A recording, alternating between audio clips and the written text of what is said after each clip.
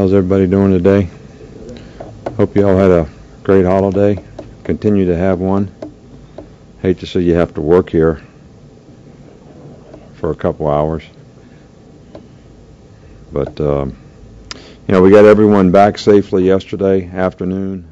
Had a good practice yesterday inside, in pads. Try to get the players to sort of work the kinks out of being off for a few days, and really went better than I anticipated in terms of picking up where we left off. And on the last practice, we did quite a bit of team stuff. We really didn't do a scrimmage, but we really kind of did a lot of move the field. Players play the game on their own, trying to thud and get ourselves into position to tackle. And I thought that went fairly well. And, everybody got a few days off, and we were glad to get everybody back last night.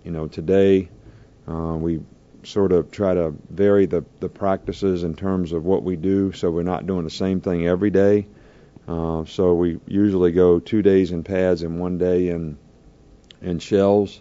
So we had gone the last day in pads and the first day back in pads, so today was a shell day. Sort of like what we'd do on a Monday, of a game week. A lot of 7-on-7, cut down on the hitting a little bit. A lot of assignment work. So that's really what we did today, and I thought it went well today. Do some heavy running today and try to, improve on our conditioning. It was a little chilly out, but I think that every day we get the opportunity that the fields are dry enough and we can go outside. I think since we're playing outside, we need to try to do that, especially in the kicking game, which we worked a lot on the kicking game today. So I think that we got a lot accomplished. From an injury standpoint, James Carpenter is not injured. He's just sick. He's got the flu, so we held him out today. He did practice last night. Marquise has a combination of two things. He's sick, but he hurt his thumb the last practice that we had. It's in a cast. He did practice some today. He will be able to practice when it settles down, and he should be able to play in the game. So we don't have any issues there.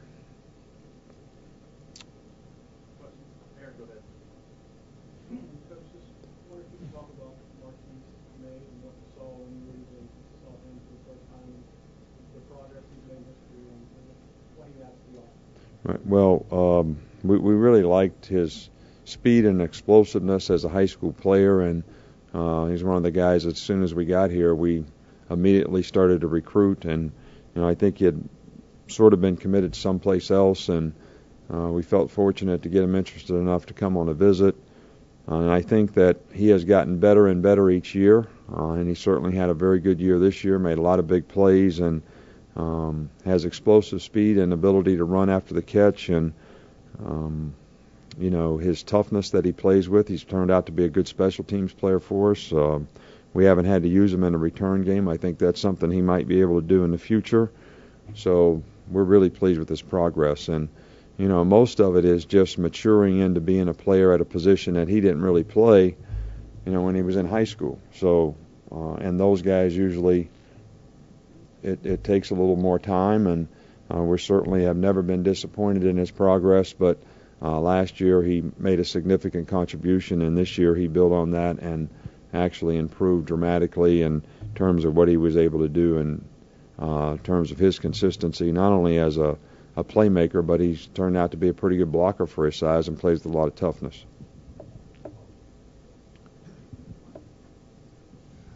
Just want to ask you if you could assess James Carpenter, the way he has played this season, the way he's stepped in at left tackle. Well, he's done extremely well. He's really done a good job for us. I think playing alongside Mike Johnson certainly enhanced his development and his confidence, because initially it was what to do.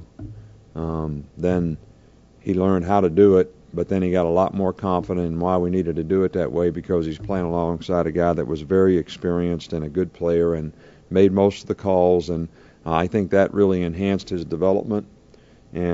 But he has done a really, really good job all year long. He played well in the beginning of the season, and he did nothing but get better and better as the year went on. So it was someone who we needed to really come through for us this year, and I'd say that he did a fantastic job for us. And if you could just kind of talk about the role that the safeties will play as far as containing McCoy when he may decide to take off with the ball. Well, the safeties are not necessarily responsible for McCoy when he takes off with the ball. I mean, everybody's got an assignment each time on defense. They run, zone option where he pulls the ball sometimes. They run quarterback counters. They run quarterback draws. And I think that the fact that they're such a good passing team, and he's such a good passer, and they have very good passing efficiency and all that they do, they're a very good third down team. They force you to really try to play more where you're covering the receivers.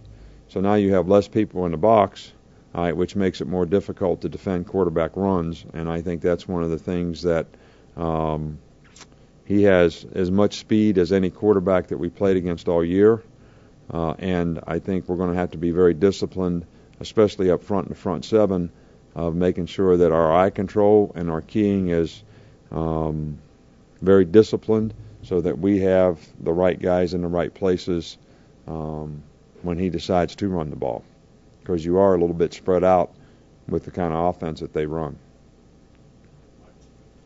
Coach, with James being sick and Drew was sick last week, is this a concern that it's going to make the way around the team like it did early in the season? Are you taking the same precautions? Well, we're taking the precautions, but I don't think this is the same kind of contagious type, stuff that we had before. But we're certainly taking the precautions because we don't want to continue to get guys sick, on the team.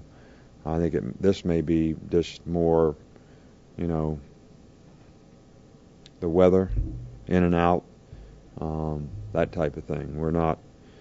We don't feel like we have an issue right now, and we're hopeful that we won't have one in the future. Is there anything new with the appeal to get the travel reimbursements? I don't. Not to this point. Coach, kind of an off-the-wall question, but was Bob Stoops in town on the 23rd for that last practice before the holidays? Why is that off the wall? I mean, you just hate to ask it. Because it's not about Alabama's team. Well, we have our practices are not open to the public, but during this time we've had numerous coaches from a lot of different places, come to practice. When, we got together in the summer, he said that he wanted to come to practice sometime, and they got here right before practice. They watched the practice organization, they watched practice, and they left. We didn't get a chance to spend a lot of time, or talk much. We had a Christmas party right after that for the staff here, and but yeah, they were here. But I think you know that. I mean, it's been on the radio. It's been. I probably wouldn't ask you if I didn't. But... well, I guess you had to make me say it, huh? But they asked if they could come. They had finished practice. They wanted to watch practice organization, and they did that. And also with the news at Florida the last couple of days, as a coach, when you are dealing with stress, as it may affect your health, have you learned to take certain precautions to try to? My motivation is I figure I can work here and take the stretch here, all right, or I can retire and go home and work for Terry and take the stretch there. So far I've been trying to, keep my day job so I don't have to, because I would be working just as hard at home. So that's kind of my motivation. I don't really feel like I have an out right now, so I'm willing to hang in there. But I will say this, that I think that college football is a lot better off with people like Urban Meyer in our profession. He's a true professional in what he does. He's done a fantastic job every place he's been, and he does it with a lot of dignity and class and professionalism. And we not only have a lot of respect for him as a person, but also the wonderful job that he's done everywhere he's been, and especially at the University of Florida. So, we're also very mindful and concerned that, he doesn't have a health issue that's going to affect his future. And our thoughts and prayers are with his family, and in terms of making sure that he takes care of himself so that he doesn't have issues in the future relative to his health. Coach, I know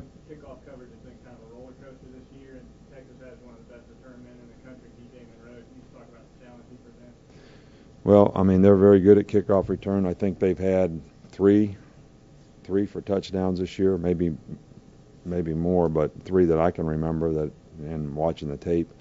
And I think it's we have covered kicks well when we've been disciplined in what we're supposed to do, reading the indicators, dodging the blocks the right way, and fitting it the right way. And I think that's going to be important for us to do again because we face some good returners, but they actually have two good returners, not one, both very fast, and both guys are capable of making big plays on kickoff returns. So it's going to be a real challenge for our kick coverage to do the right things, be in the right place, dodge the blocks the right way, fit the wedge the right way, and overlap and keep the ball in front like we need to be able to have good kickoff coverage.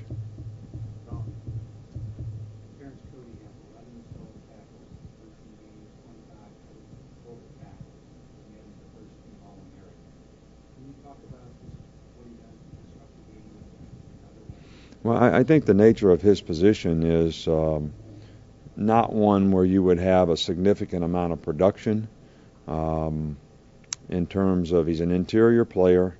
He plays nose guard or usually plays on the center or just off the center, in the A gap. And I think the value that he creates for us is, first of all, he's very difficult to block.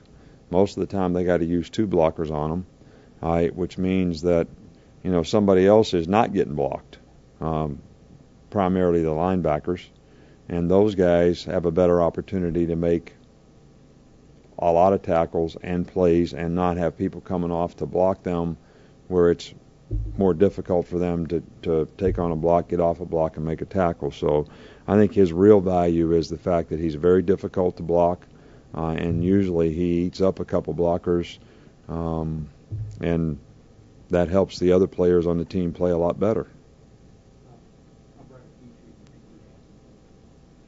Well, I think that, for all these players, they sometimes need to understand that they are constantly being evaluated in terms of what they do, how they play, how they manage issues that they have. And I think all those things affect their future. So I think, Terrence could have a very, very bright future if he makes the choices and decisions to manage himself and the kind of football player he wants to be in a positive way. I think he has a tremendous amount of potential, and he could be a very, very successful player because they do look for players like him who are difficult to block, who are good interior players that can play a special role on a team, and he can certainly do that.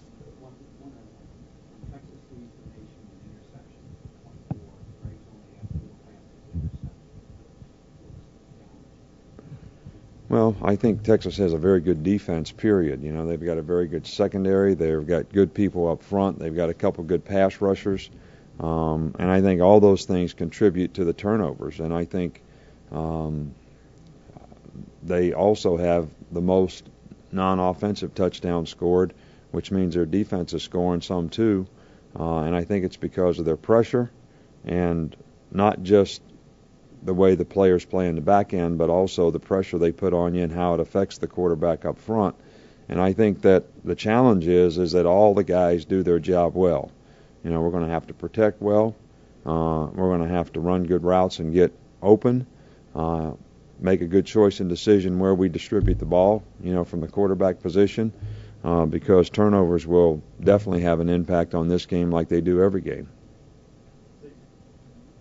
Coach, I apologize for needing my memory refreshed, but just take me back again when Colt McCoy was in high school, what involvement you had with him, how much you recruited him. Did he come on campus at LSU? How close were you in evaluating him? Well, we evaluated him, we recruited him. I think it was in the year that, we went to pro football, so, that recruiting all stopped in December or early January. But, we did early evaluate him. He was a guy that we thought was a very good player, and it certainly turns out that we were right in our evaluation because he is a fantastic player and certainly the best quarterback that we played against all year in terms of his ability to pass the ball, run the ball, and be an all-around performer that can hurt you in a lot of different ways. But we did have a relationship. We did recruit him, and he was going to visit our place, and we knew that it would be always a challenge. If Texas wants a guy in Texas, it's always a challenge. And so we didn't finish the process, but really thought that he was one of the highly rated guys on our board in terms of being a great quarterback prospect in college, and he certainly has proven us correct. Coach, how similar is what Texas does offensively to what Florida did? And does facing the T-ball before facing Colt McCoy help in the preparation? Not really. I think there are some similarities in the zone read part of it, but I think they're totally different style guys. Colt McCoy is he runs the ball because their offense demands it on occasion.